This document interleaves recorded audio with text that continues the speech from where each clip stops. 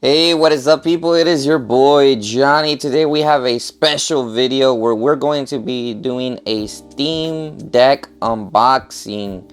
So, as you guys may already know, the Steam Deck has came out for quite a bit now, and it's been kind of hard to get. So, you can only really get it from resellers on eBay. If you haven't already gotten one, you have to reserve it on the Steam's application, because you can't even buy these in the stores because you can only buy them through Steam. Um, so it's pretty cool.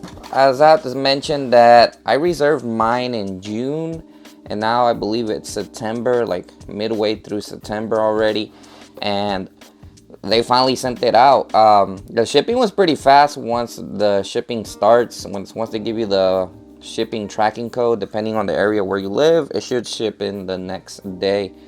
So I got basically a 1-day shipping when it was ready to go. But anyways, I am really amazed that it came in. The boxing is a bit weird.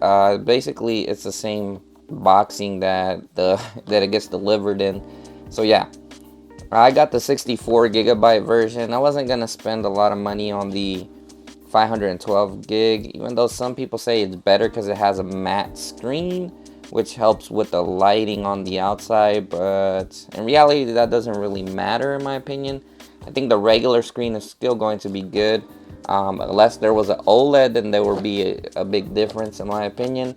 And on top of that, you can also upgrade the hard drive, which I did order, which is going to come in, I believe it's going to come in like later this week, maybe by Saturday or so. But yeah, it has the power adapter, which I haven't seen with the power adapter. I'm assuming it's going to be like USB-C.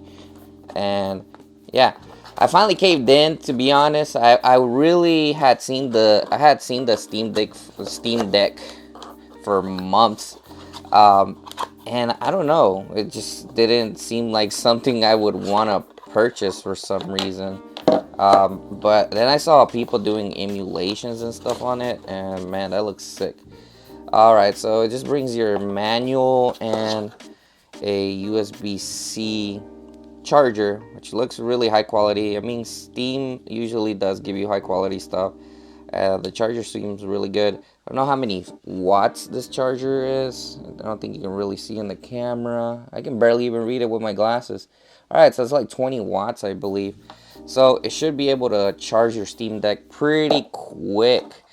Um, as well as other stuff. I think that's pretty much all it brings.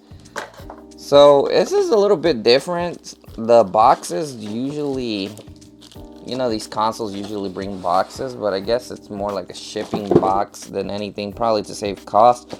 But either way, at least you get a carrying case, and wow, this thing looks humongous actually.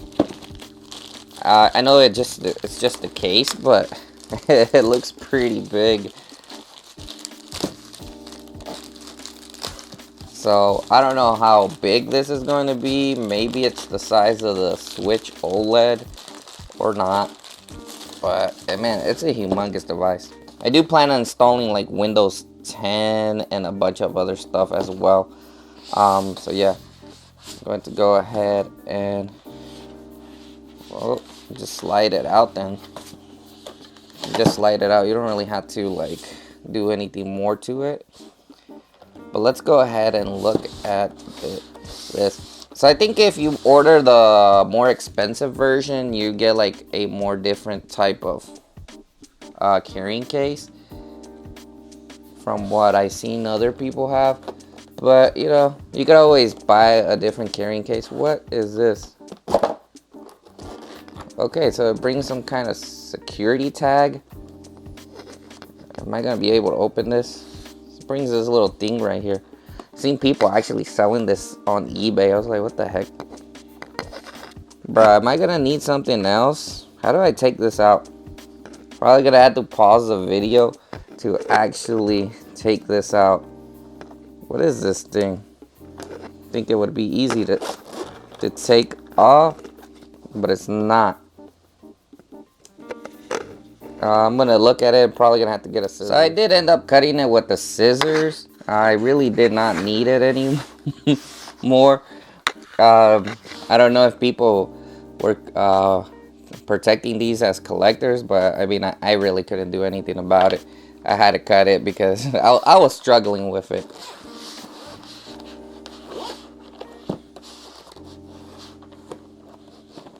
Alright, so we finally got the device here. That screen does look pretty nice, and you know, it is pretty big. And it does feel kind of weird because I have like really small hands. I have really small hands, but other than that, it really looks neat. I'm not gonna lie, it looks pretty nice. For the most part, it does look pretty nice. The back is very shiny, and you can put your micro SD card there as well. But you got your USB-Cs, and you have your power button over here. But other than that, it feels good. I didn't even know it had back paddles buttons as well. So it's very configurable. But man, having the device on the hand looks nice. Alright, it does feel kind of plasticky. I know a lot of people have been saying that it feels like high quality. I don't know. I feel like the Switch feels more high quality. But that's not a big, major complaint of mine. Probably should buy a screen protector for it. Feels like the LCD is gonna scratch.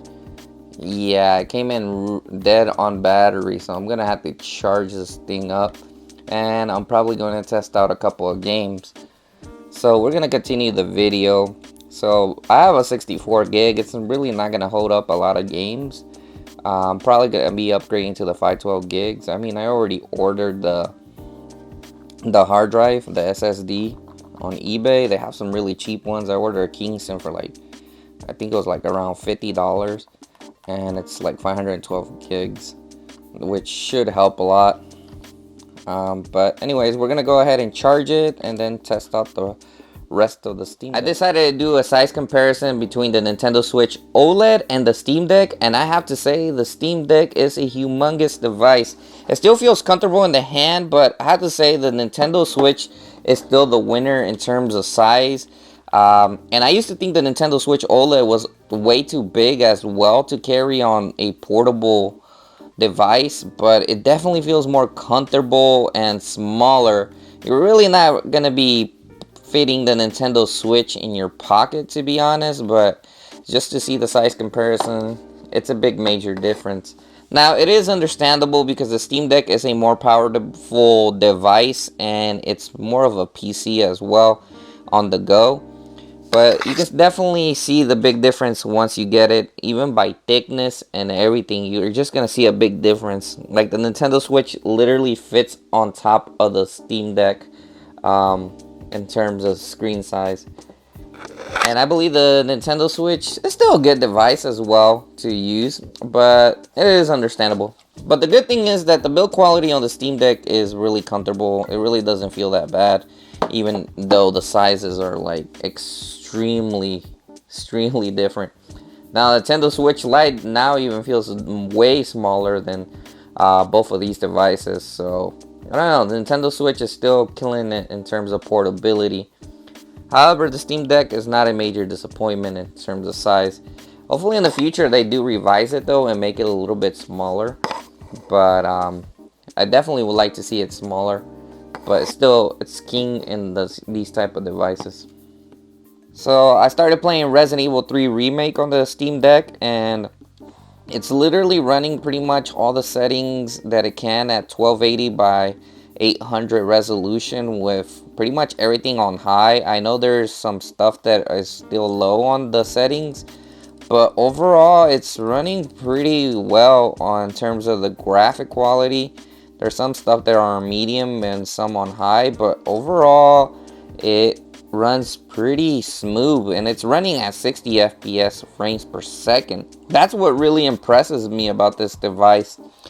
Now the screen, it is kind of dark, but I mean it runs really well. The controllers actually feel really good as well. That's one of the things that I was worried about, considering it's like a big device. Was it gonna feel weird on the hand? But no, the controller definitely feels like it's a great controller. I don't know what level I'm playing this on or what difficulty, but I'm having trouble with that zombie. But anyways, man, this is really good quality performance on this device. And considering that it is on a handheld. I mean, the Nintendo Switch literally cannot run Resident Evil 3 Remake or Resident Evil 2 Remake or Village or any of those games. But it's running perfect on this device. So, damn, I'm definitely impressed by that though. Even though this game is pretty well optimized, I know that it's one of the most optimized games because, I mean, it's always been kind of optimized. Okay, so you can also turn up the brightness, which will give us more brightness. The screen isn't the best, but it isn't the worst either. It's definitely doable. And the fact is that it's not running on cloud gaming either. It's literally running on your device, and you're not really getting that much of a latency. Now I'm going to go ahead and try out another game as well that might be more demanding after this one. I went ahead and booted up the Stray game, which is that game that everybody recently liked to play, that was on the PlayStation 5, and I believe it released on Steam as well. And I have to say it's running at 60 FPS. It did dip down to 40, but pretty much it's running at 60 FPS most of the time. So it runs kind of like at 50. Now this game is pretty demanding, believe it or not. It just has some really, really nice graphics. So it is understandable if it's kind of dipping. And we're probably going to turn down the settings to see if we can actually get it better optimized. It's probably running a little bit too high. Definitely notice those frame dips. But let's see what our graphics settings are at. I think I always take motion blur off. Maybe that helps. I don't really like motion blur on my devices, so that could probably help. Didn't really help much. Let's see what else we can put it on. Sharpness, effects quality, texture quality. Let's put this on medium, see if that helps. Alright, that kind of did help. Not really. Let's try to put everything on medium. So this is one of the games that isn't going to run completely at 60 FPS. You might have to lower some stuff down. But overall, it's still pretty good. For the most part, it doesn't feel too laggy even when the frames drop. Alright, putting everything on medium definitely keeps you more on the 50s. Still, definitely it's still doable and playable. I think I've just gotten used to 60 FPS, but it's very doable. And if you really want the stable FPS, you probably want to set more stuff to the lowest setting that you can. But it's really not necessary. It is running 60 FPS in certain areas. Like right now, it hasn't really dipped at all. Hey, but man, being able to play this game on the go is really awesome. So yeah, I'm getting a lot of 60 FPS in most areas. I guess it's only in certain areas where it dips. But if you want a complete 60 FPS experience, just lower the settings to low a little bit.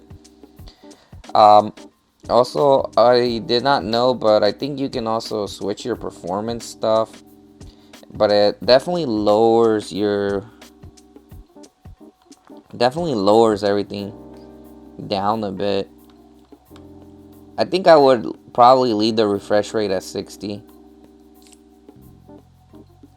You can limit it as well. Let's see if that does anything. Oh, I do not recommend that. I don't know what I did right there. I literally made the game go super slow. Yeah, I just recommend leaving that alone. But overall, it's running pretty well. I do like this.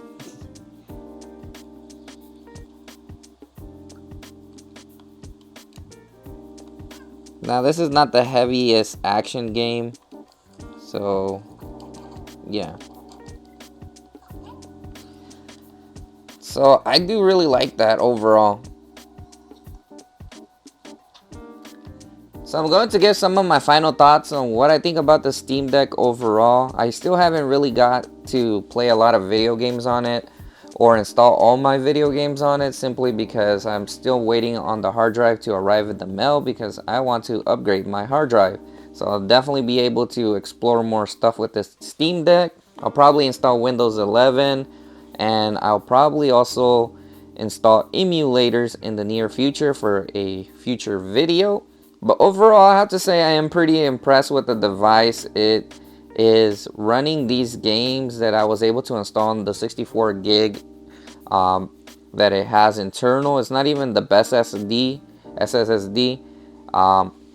And I was really impressed with that. The games run pretty well. I mean, most of them are on 60 FPS. I know that some are going to be at 30 FPS, but Resident Evil 3 was impressive, especially the remake of Resident Evil 3.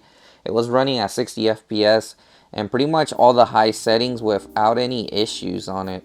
And the Stray was running pretty good on medium as well. Most of the time it was on 60 FPS. It did dip a bit, but I mean, if you really want just 60 FPS, you can also lower the quality. I mean, these games do not even run on the Nintendo Switch, so seeing these games run on the Steam Deck is a big major deal. I can definitely see the appeal of this device, especially with the emulators once I'm able to install them, once I get my bigger SSD card, because I do want to install a bigger SSD hard drive on here because it just makes the experience better.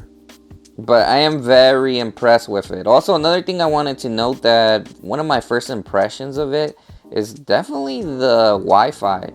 I was expecting the Wi-Fi to be a little bad because, you know, the Nintendo Switch has horrible Wi-Fi. Like, even if you connect to your fastest network in your wireless router, access point, it just goes super slow. But the Wi-Fi on this device was pretty great. It downloaded the games pretty good.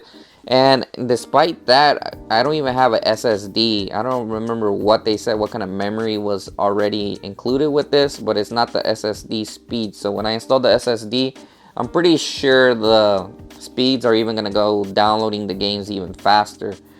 But now I'm kind of regretting the kind of SSD I got. I should have gotten probably a terabyte, because Steam games are a lot.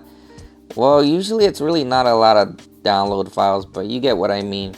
Overall, it does really look good. It is a big device, but I can definitely see the situation where people don't want to be on their PC, or maybe they're traveling somewhere and they want to play some of their PC games. Maybe it's a story PC game, nothing competitive, just story driven based games. And I think that's where the current market will be for this device, in my opinion. You could probably play competitive games on it as well, but not only that, the other possibilities are awesome as well. If you order a USB-C dock or a USB-C cable that gives you more access to USB, so you can literally take a mini PC without having to take your laptop to certain areas to do simple tasks on your device for productivity.